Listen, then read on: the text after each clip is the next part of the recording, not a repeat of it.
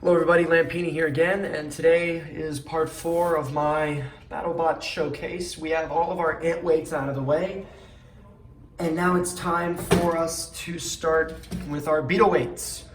I have 3 of those, again, but we're going to be kicking off with our first one. He's all the way up here. So ladies and gentlemen, this is the robot I like to call Velocity. Now as you can see, obviously, he's a lot bigger. For those of you who don't know, beetleweight's weight limit is 3 pounds, so they're allowed to be 3 times heavier than antweights, which is why they're a lot bigger. If I can get Vindicator here, which obviously his design is inspired by Vindicator, you can get a little sense right there of how much bigger Velocity is. But that is Velocity. As you can see, he has a similar design to Vindicator, in that he has his scoop at the front, ramp up sorry, I can't talk today, guys. He scoops in underneath robots with this little wedge, and then he gets in underneath. It's similar to Vindicator and Firestorm, where this arm lifts up and it kicks robots out. It can self-right. As you can see though, the robot is not a complete wedge. You can see he has this little straight piece here, which I think just came with the design and shaving off weight.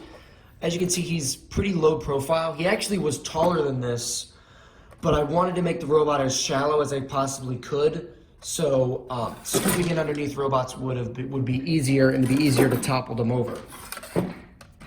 So you can see here, I actually painted him. This was the first Battlebot that I actually ended up painting. You can see the lifter is a little bit more solid shade of blue than the sides, but I think everything is pretty uniform. White wedge, white back. The sides haven't been painted, and neither is the back. I'm not too sure if I'm going to be doing that. But one thing about Velocity, because you saw with Whirlwind, Velocity was built around the same time as Whirlwind. It was built around the summer of last year. But this one is very different compared to Whirlwind in that this robot was not designed with complexity in mind. I wanted to build something. This was my first successful beetleweight that I made. I took a stab at making beetleweights before. A robot that you're going to see later, which was a drum spinner. I tried my hand at doing that, and there were a couple. It didn't really go according to plan. Is all I can really say about that. And that'll come with the video where I show the actual drum spinner now. But this was the first one I made successfully, and I thought to myself, I wanted to make it as simple as I possibly could.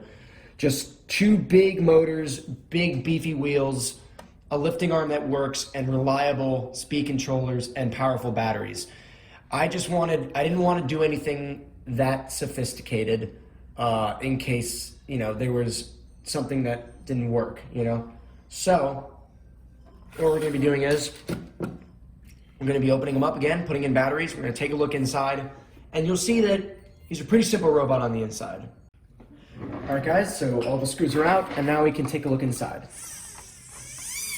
So now here is the inside of Velocity, and I'm laughing because I was just talking about how simple the inside of this robot is, but as soon as I opened it up, I was like, oh, Jesus, I'm sure someone's going to be like, that looks simple to you?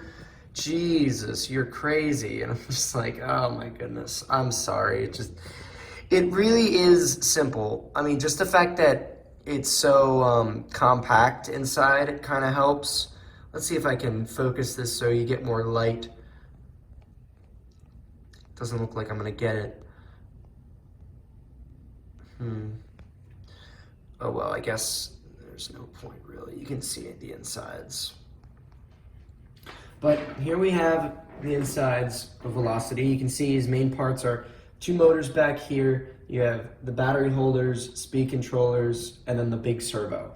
And this speed control on the side here to make the servo work stronger. See, when you compare them to Whirlwind, he's not nearly as compact. There's a lot more space in here. You have this opening here.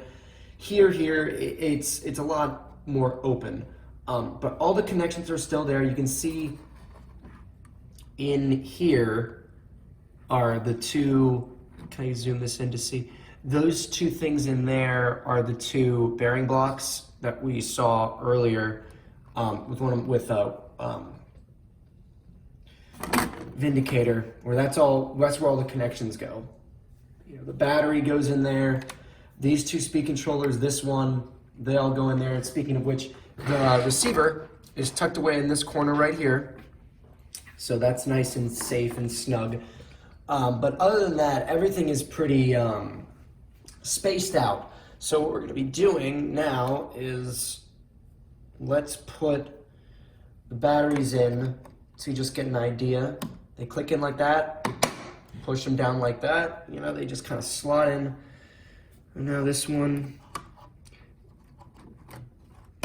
So as you can see, it can use two of the batteries that Whirlwind uses. Two 800 milliamp 9-volt batteries in series, which doubles the current, the amount of current that can be put out. But it doesn't need that much power. The thing that about velocity is it needs a lot of pushing power and speed, which is what the big wheels are for, but has a lot of torque with the motors. It gets up to top speed very quickly, and that means it's able to get in underneath things very, very quickly and very, very easily.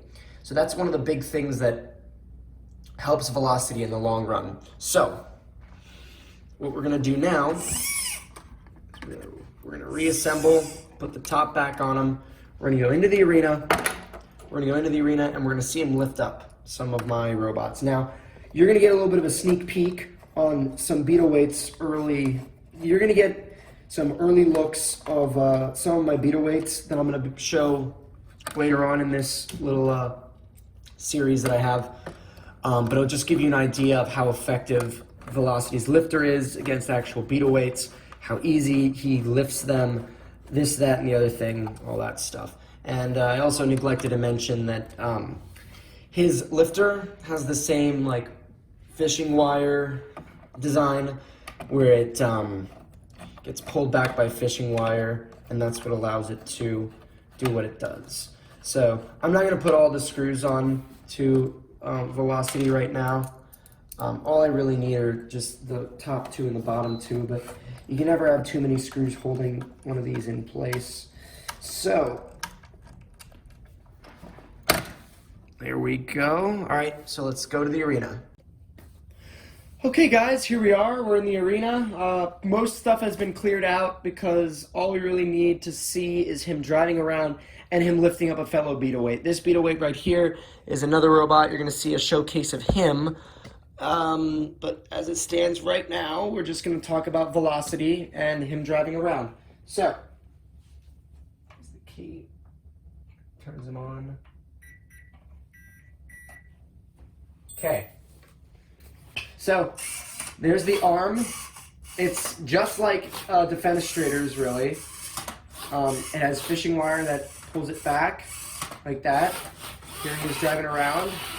As you can see, he gets up to good speed. He has good power. He has no problem pushing around robots, getting under him like that, as you can see. He scoops right under, turns them right over. So, here's your first little showing of him getting under something. The only problem I would say with this is the floor. The floor does these wheels no favors. He tends to slide a lot on it. He can still push, as you can see, but you can see, there we go, right under.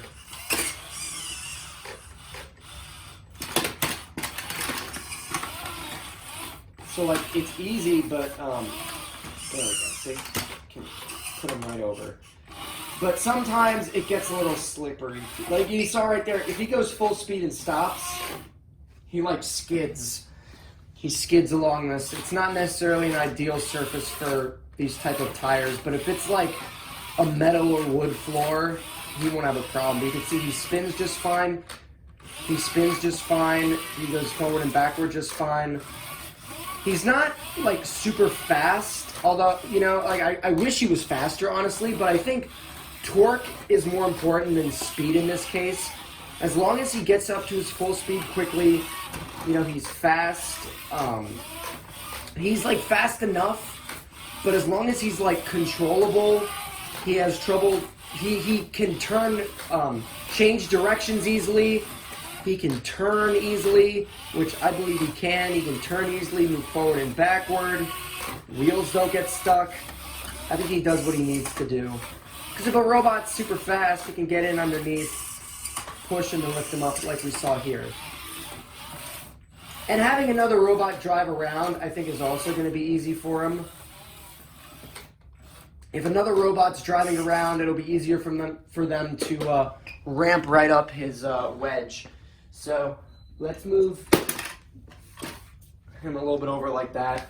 And then when he gets a drive in, and he can get underneath it, then you know, just like that, bada boom, there you go. So there you go.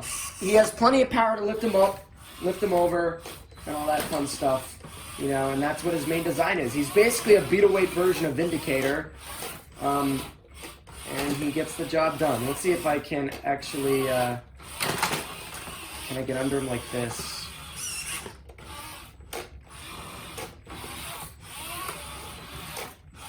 Big push, come on, get under. See, those foam tires are hard to move on, but you can see right here, look at the wheels are just getting no traction on this floor. There we go. Oh! Can we get him out of the? Can we get him out of the ring?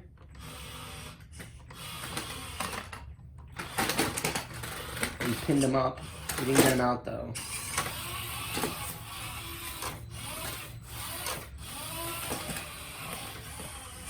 Oh, come on. This one isn't as exciting as Whirlwind's one, I know, but I'm probably gonna leave it at that. The last thing I'm going to show you, obviously, is that if he gets turned over, not only is he invertible, but obviously he can turn himself back over, continue to drive along. I would say the only real weakness with him is, for some reason, if he's driving for a long period of time, his motors just turn off. So look, if I just put him in a spin, it just stops. For some reason, the motors just auto shut off. Can I go from one end to the other without it turning off? So yeah, I was able to do that, but like, if he's driving around like this and I'm just never letting go of the throttle, let me see if you can get a look here. So here I am moving it. So I don't know what the problem with that is. I might have to get that checked out. But as it stands right now, I think velocity's in a good place. He drives around, like I said, he drives around like I want him to.